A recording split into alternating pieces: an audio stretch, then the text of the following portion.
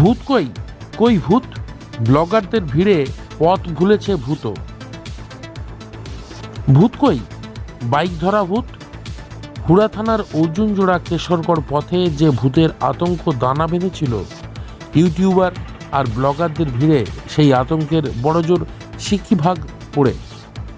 বৃহস্পতিবার অর্জুনজোড়ার বাইক ধরা ভূতের আতঙ্কের খবর প্রকাশ করেছিল পুরুলিয়া মিরর। সেই খবর ভাইরাল হয়ে পড়ে নেট দুনিয়ায়। আর অর্জুনজোড়ার সেই ভুতুড়ে পথ এখন ছয়লাভ ইউটিউবার আর ব্লগারে। সুদূর মেদিনীপুরের বাসিন্দাও ভূত দেখতে এসে হতাশ। যে গাছের সামনে প্রথম বাইক থেমে যাওয়ার ঘটনা ঘটেছিল, সেই গাছটির একেবারে সামনে গিয়ে উকিঝুঁকি মেরে আসছেন আমজনতা।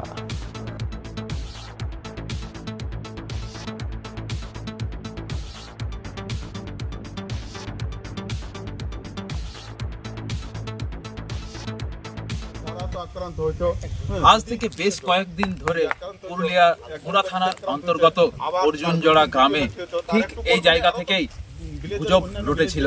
এখান থেকেই শুরু হয়েছিল ভূতের আতঙ্ক। আর এখান থেকেই সেই গ্রামবাসীদের মুখ থেকে শোনা যায় সেই ভূতের কাহিনী। জানা যায়, গ্রামবাসীদের তরফ থেকে জানা যায় যে এক বাইক আরোহীর বাইক বন্ধ হয়ে যায় ঠিক এই জায়গায়। তারপর সেই অশরীরী এক ভূতের কাহিনী উঠে আসে। তারপর সেই ছবি আমরা তুলে ধরি আমাদের পুরুলিয়া মিররে। তারপর আর আজ সেই গ্রাউন্ড জিরোতে এসে উপস্থিত হয়েছি।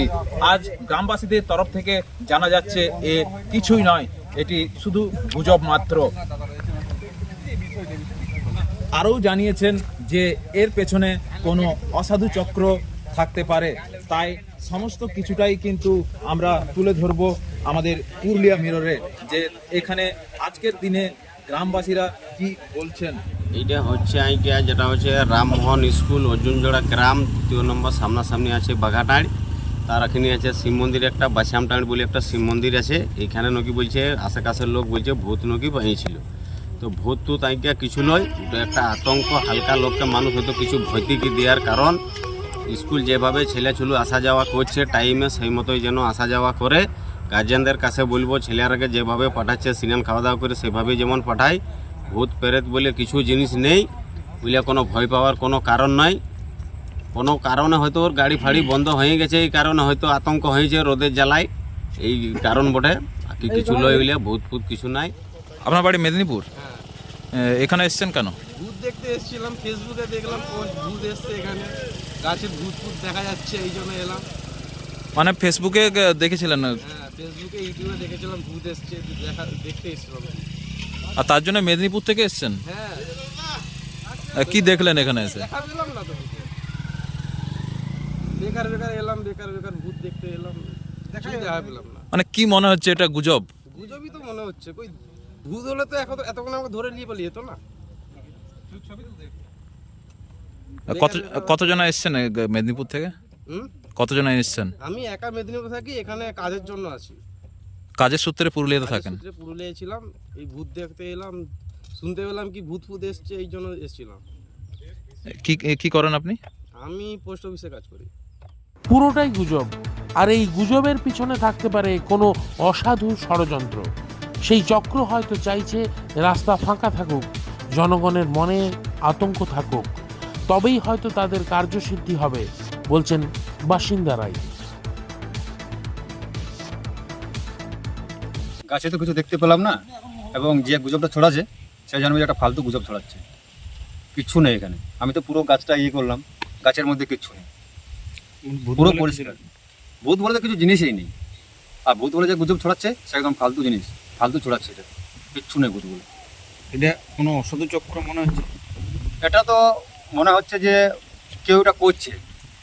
আমার তো মনে নাই যে এই জায়গাটায়, আমি তো পুরুলিয়াতে থাকি, পুরুলিয়া যাওয়া আসা প্রত্যেকদিন আমি করি। রাত্রি 11টা 10টা আমার বেজে যায় আসতে, কিন্তু কোনোদিন কিছু পাইনি এই রাস্তায়। রাত্রেবেলা এই রাস্তা দিয়েই পেরোন? হ্যাঁ, আমি একা আসি, প্রত্যেকদিন আমি একা আসি ডিউটি থেকে, কিন্তু কোনো কিছু পাইনি।